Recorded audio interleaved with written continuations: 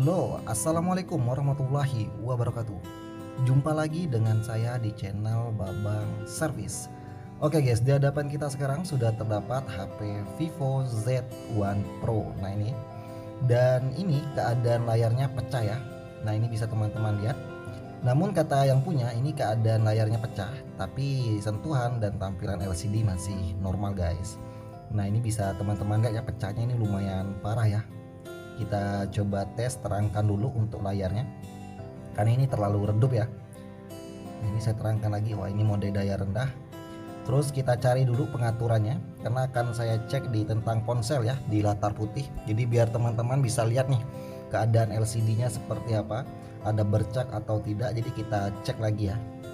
Nah ini coba saya masuk ke pengaturan dulu. Terus kita cari tentang ponsel. Nah ini di pengelola sistem. Nah ini bisa teman-teman lihat keadaan layarnya pecah ya.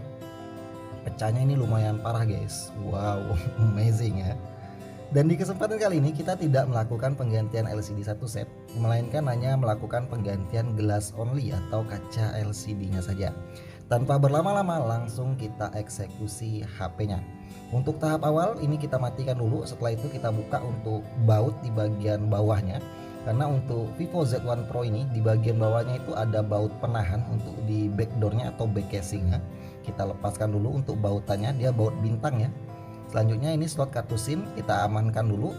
Selanjutnya kita buka area backdoornya. Untuk pembukaan backdoor di sini saya gunakan bantuan plastik pencongkel seperti ini. Nah ini setelah ada ruang baru saya gunakan kuku guys, karena kondisi kuku masih nggak terlalu fit ya. Dan jangan kebablasan untuk pembukaan backdoor, karena perlu teman-teman ketahui di backdoornya itu ada menempel fleksibel fingerprint. Nah ini kita amankan dulu ya untuk fleksibel fingerprintnya. Ini baut untuk di penahan di kalengannya kita lepaskan. Nah ini bisa teman-teman lihat. Selanjutnya kita pinggirkan dulu untuk kaca gelas yang baru, dan kita buka semua baut-bautan di area penutup mesinnya guys. Nah ini kita lepaskan dulu. Nah ini kalengan pengamannya ya. Selanjutnya kita lepaskan fleksibel baterai dan tinggal kita lepaskan baterainya, tinggal ditarik saja seperti ini ya. Nah ini kita tarik, baterainya ini lumayan keras guys ya. Nah ini kita rapikan kembali. Selanjutnya kita buat jalur untuk fleksibel LCD nya guys, karena ini ada plastik double tip untuk penahan baterai. Kita pinggirkan dulu ya, kita buat jalur untuk fleksibel LCD nya. Dan sering saya sampaikan untuk penggantian glass only, usahakan amankan kamera. Jadi sering saya sampaikan, lepaskan kameranya ya, agar tidak terkena lem atau debu ketika pengerjaan. Nah ini kita lepaskan untuk fleksibel LCD nya. Ini yang masih ada penahannya ya, karena ini LCD nya masih original guys. Selanjutnya kita buka untuk LCD dari frame. Untuk tahap awal kita panaskan dulu ya di area LCD nya ini menggunakan headgun. Setelah kita rasa cukup panas, baru kita seset menggunakan dua media saya di sini. Yang pertama itu kalengan tipis, yang kedua itu mika tipis. Untuk tahap awal saya seset dulu di bagian pinggiran LCD nya ini menggunakan kalengan tipis seperti ini. Karena untuk biasanya di all tipe HP itu di lem pinggirnya itu lumayan kuat guys ya. Takutnya kalau kita menggunakan mika langsung malah sulit. Jadi untuk memudahkan sekaligus juga meminimalisir resiko LCD rusak, lebih amannya menggunakan kalengan seperti ini. Selanjutnya kita setelah lem pinggir putus baru kita seset menggunakan mika tipis ya. Nah ini tinggal kita angkat saja. Wah ini nyangkut di bagian bawahnya guys. Wow, kacanya tertinggal ya. Pecahnya ini udah lumayan parah, terutama di bagian bawah guys. Nah ini keadaan LCD nya. Oke, selanjutnya tinggal kita tes ya, karena untuk ini LCD nya kita cek dulu, kita pastikan LCD nya normal. Kita tes sama-sama ya. Bismillahirrahmanirrahim. Alhamdulillah masih nampil Vivo. Oke, kita tunggu dulu untuk proses loadingannya sampai masuk ke menu. Karena ya perlu teman-teman ketahui, untuk tahap awal inilah ketika pembukaan LCD dari frame inilah kebanyakan teknisi gagal ya. Jadi perlu ekstra hati-hati ya untuk pembukaan LCD dari frame. Ini alhamdulillah sepertinya masih normal ya. Kita cek di latar putih, ini masih normal, masih bening ya, tanpa cacat. Tanpa berlama-lama kita lanjutkan untuk eksekusinya guys. Kita lepaskan kembali untuk LCD nya. Nah untuk di bagian layarnya ini kan lumayan pecahnya, ini lumayan parah ya. Jadi untuk menghindari pecahan kaca yang berhamburan sekaligus juga untuk memudahkan mesin vakum dari separator kita menyedot sempurna, ini kita tutupin pecahan kacanya menggunakan lakban bening seperti ini. Kita tutupin, selanjutnya kita rapikan, dan jangan lupa guys, ini Vivo Z1 Pro kameranya kan pansol ya. Jadi untuk kita tutupin untuk di pansol kameranya menggunakan lakban seperti ini agar tidak terkena lem. Selanjutnya kita bawa ke mesin separator. Nah ini kita tempelkan dulu LCD-nya di atas mesin separator. Kita hidupkan pemanas dan vakumnya, kita biarkan hingga panas 75 sampai dengan 85. Oke, balik lagi guys, ini udah berada di panas 80-an, namun bukan jadi patokan ya, tinggal sesuaikan dengan mesin separatornya masing-masing. Selanjutnya di sini saya untuk pemisahannya, di sini saya gunakan bantuan kawat Sansen berukuran 0,03 khusus OLED sebenarnya, namun saya gunakan juga di panel LCD yang berpanel IPS, setidaknya meminimalisir resiko terkena polarit. Wah ini putus guys ya, karena pecah di bagian bawah ini lumayan parah, jadi kita seset secara perlahan namun putus ya. Dan saya juga agak sedikit ragu kalau ditelungkupkan, jadi ini saya telentangkan saja LCD-nya, jadi biar teman-teman bisa lihat ya, ini penyesetannya. Untuk trik seperti ini bisa juga teman-teman lakukan kalau seandainya mau mengikutin ya. Dan ini pemanasnya udah saya matikan guys, jadi saya ambil hangatnya saja, terus untuk mesin vakumnya masih saya nyalakan. Nah untuk penyesetannya ini santai-santai saja, jangan terlalu buru-buru ya, karena untuk penyesetan ini memang ya sedikit ekstra hati-hati guys ya. Nah ini kita seset secara perlahan, santai-santai saja, ini biar teman-teman bisa lihat ya proses penyesetannya seperti apa. Nah ini, dan alhamdulillah putus ya. Untuk lem-lemnya kita lanjutkan lagi, kita putuskan lagi secara keseluruhan. Nah ini bisa teman-teman lihat, ini kacanya udah kita pisahkan dengan LCD-nya, dan wow, amazing guys. Alhamdulillah ya, tidak terkena polarit. Selanjutnya, ini di LCD-nya ada bekas-bekas lem OK yang lama. Nah, ini untuk kaca gelas yang lama udah berhasil kita pisahkan ya, pecahnya lumayan parah. Ini di LCD-nya kita bersihkan dulu menggunakan mekanik IR10 Pro. Namun kalau teman-teman belum ada alatnya bisa gunakan cara pelintir-pelintir menggunakan jari ya. Nah ini kita bersihkan dulu untuk bekas-bekas lem OK yang lama, kita bersihkan secara keseluruhan ya. Nah ini kita kikis untuk lem OK nya, kita bersihkan sampai bersih ya.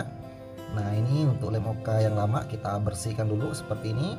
Selanjutnya kita bersihkan secara keseluruhan menggunakan minyak kayu putih dibantu dengan tisu seperti ini. Kita lap sampai bersih, kita buat kinclong ya.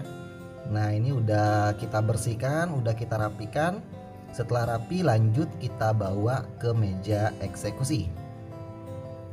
Oke guys, ini kita udah berada di meja eksekusi. Selanjutnya kita tes dulu ya LCD-nya apakah masih normal atau tidak. Ini kita pasangkan untuk fleksibel LCD dan baterainya, kita tes sama-sama ya. Bismillahirrahmanirrahim. Alhamdulillah masih nampil Vivo. Nah ini masih loading ya. Ini untuk kaca yang lama udah berhasil kita pisahkan. Jadi bisa teman-teman lihat nih, keadaan LCD-nya sepertinya aman ya, masih nampil. Kita tunggu dulu untuk proses loadingannya sampai masuk ke menu. Alhamdulillah masih berhasil masuk ke menu guys ya. Kita tes sentuhan masih normal dan kita cek di latar putih. Kita cek di tentang ponsel ya. Mana ini tentang ponselnya ini guys? Lupa ini saya tentang ponselnya di mana. Mana ini? Oh, kita cari dulu. Oh ini di pengelola sistem, kita cek tentang ponsel. Nah ini bisa teman-teman lihat keadaan LCD-nya bening ya, masih normal, nggak ada cacat. Ini udah berhasil kita pisahkan LCD dengan kaca gelas yang lama. Mantap, lanjut kita eksekusi kembali guys. Kita lepaskan baterai dan LCD-nya.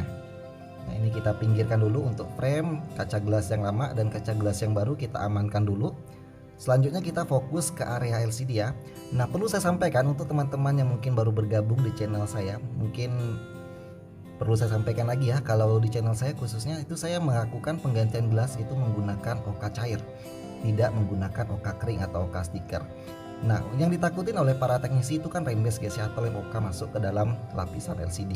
Nah untuk menghindari rembes, jadi untuk di pinggiran LCD nya ini saya tutupin menggunakan lem T7000 berwarna hitam seperti ini. Kita ratakan untuk pengeleman area pinggirannya.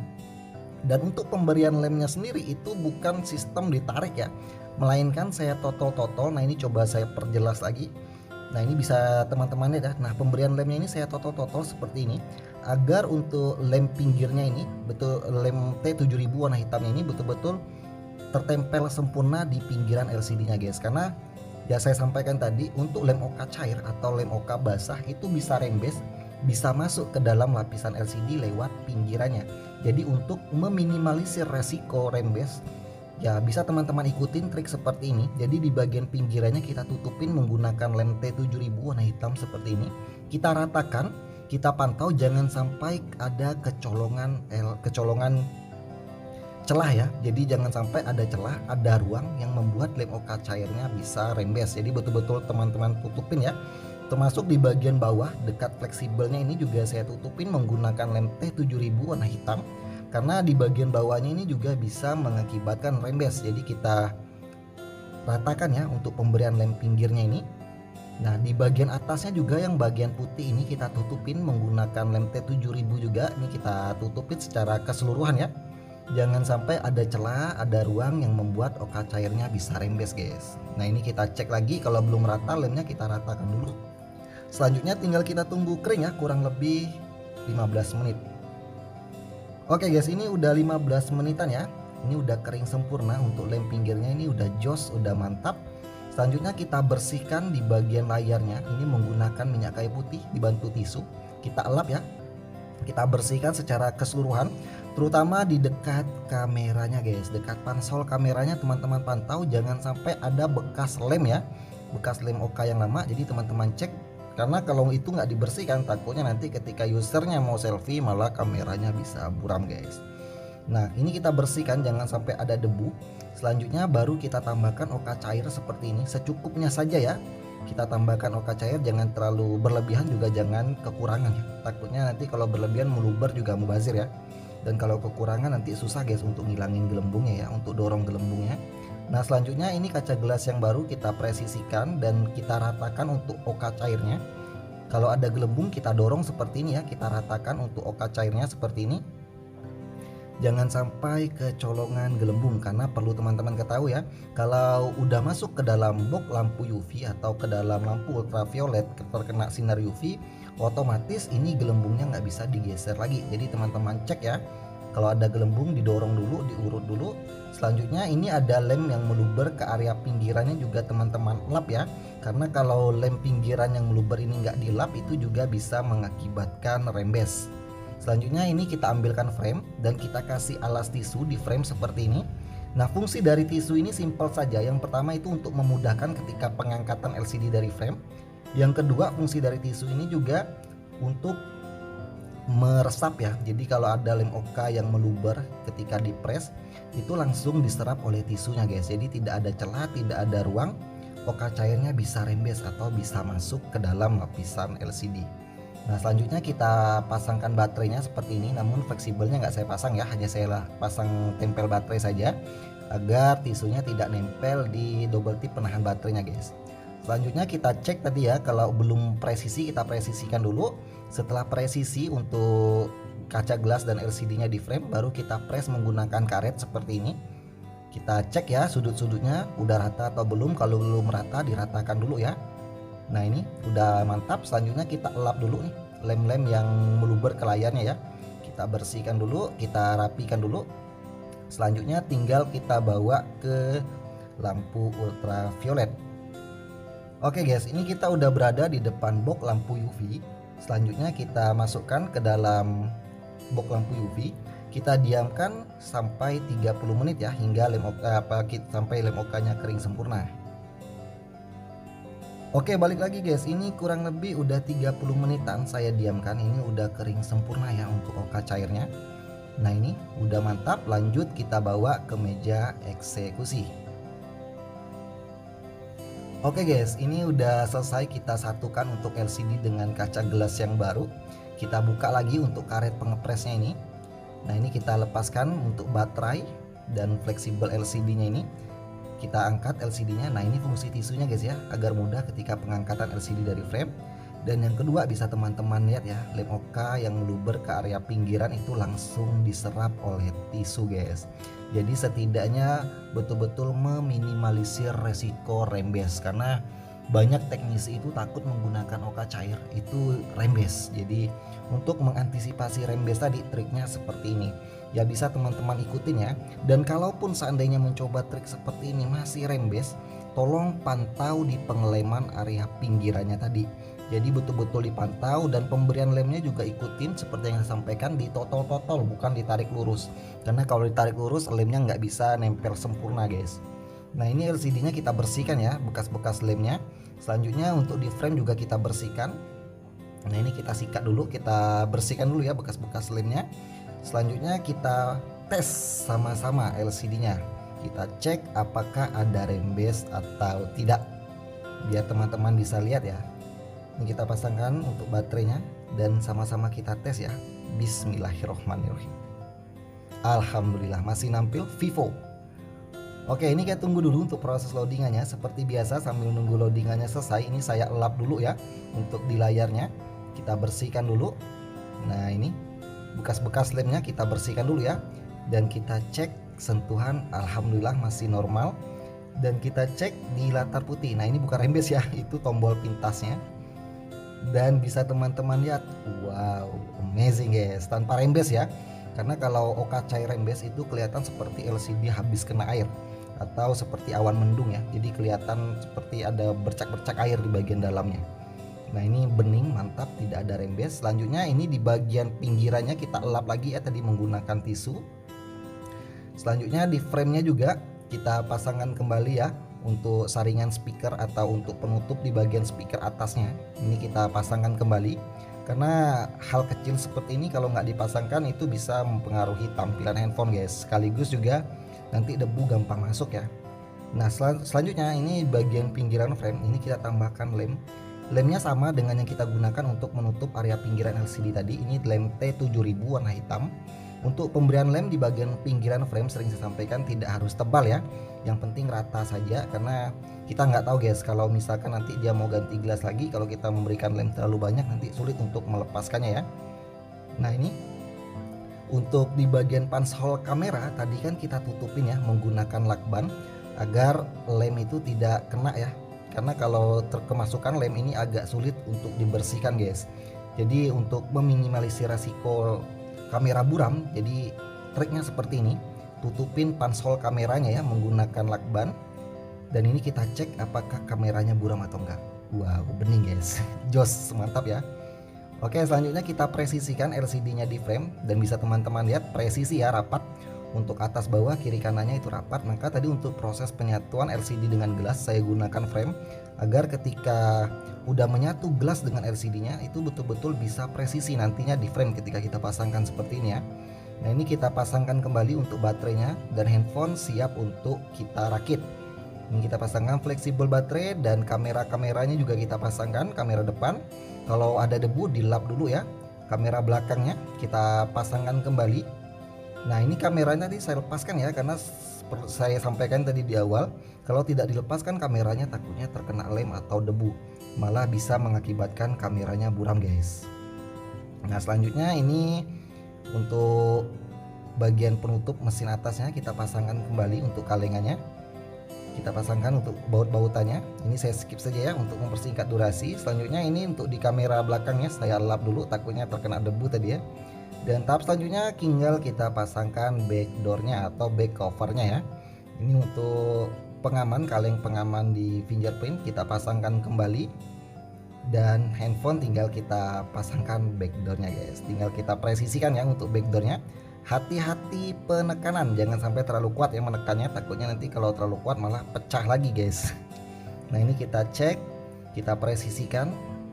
Wow mantap ya. Selanjutnya ini baut bawahnya juga kita pasangkan kembali.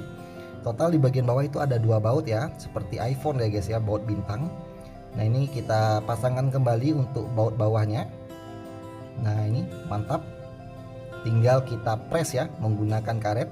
Ya kalau teman-teman menggunakan penjepit LCD juga monggo silahkan ya, nggak masalah. Namun kalau saya pribadi itu lebih dominan menggunakan karet seperti ini guys. Nah ini kita press dulu agar LCD-nya itu betul-betul presisi di frame ya, nggak ngangkat, jadi betul-betul rapat nantinya ya. Nah ini kita press, kita cek ya pinggirannya. Kalau misalkan teman-teman bisa lihat sendiri ya, hasilnya rapat, mantap. Ini slot kartu SIM juga kita pasangkan, dan untuk pengepresan seperti ini ya fleksibel ya, menggunakan penjepit juga silakan. Nah selanjutnya tinggal kita tunggu lemnya kering kurang lebih 30 menit sampai 1 jam. Oke, balik lagi guys, ini kurang lebih udah 30 menitan, dan berhubung yang punya juga udah datang ya, karena dia mau ngambil handphonenya guys. Jadi ya kita lepaskan untuk karet pengepresnya, ini udah kering untuk lemnya. Kita hidupkan dulu, jos, mantap. Selanjutnya sambil nunggu loadingannya selesai seperti biasa, kita elap dulu ya handphonenya. Di sini saya gunakan minyak kayu putih guys ya, untuk backgroundnya bisa teman-teman lihat mengkilat namun berjamur. Ya biasa ya, hal lumrah. Wah ini udah berhasil masuk ke menu, kita matikan dulu. Ini layarnya kita lap sampai kinclong ya. Kita buat serapi mungkin, sebersih mungkin, sekinclong mungkin. Nah ini lem-lem pinggirannya juga kita kikis, kita bersihkan ya. Nah ini kita kikis dulu. Tadi juga sambil nunggu lemnya kering, lem pinggir juga sudah saya bersihkan ya. Sedikit-sedikit saya bersihkan, saya kikis. Dan kita cek di tentang ponsel di latar putih.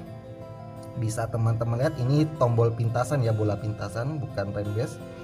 Nah ini bisa teman-teman lihat, wow amazing guys, hasilnya bening ya, jernih tanpa ada rembes. Jadi bisa teman-teman lihat sama-sama. Dan yang paling ditakutin oleh para user kalau servis HP terutama ganti gelas itu kan takutnya kamera buram. Nah ini kita tes untuk kameranya biar teman-teman bisa lihat, dan hasilnya mantap guys. Kamera belakang jernih, dan kamera depan ini hal yang sangat ditakutin. Wow jernih ya untuk kamera depannya, nggak ngeblur, nggak buram. Nah ini bisa teman-teman lihat, mantap. Jadi untuk teman-teman yang mau ganti gelas nggak usah takut lagi kalau setelah ganti gelas kamera buram. Ini bisa dilihat hasilnya, sama-sama kita cek ya. Nah ini kita cek tentang ponsel, ini handphonenya udah selesai, tinggal kita serahkan kepada pemilik. Oke, sekian tutorial kali ini, semoga bermanfaat. Jangan lupa dukung channel ini dengan cara like, subscribe, dan yang terpenting aktifkan tombol lonceng notifikasinya. Sekian, sampai jumpa lagi di video berikutnya. Semoga bermanfaat dan wassalamualaikum warahmatullahi wabarakatuh.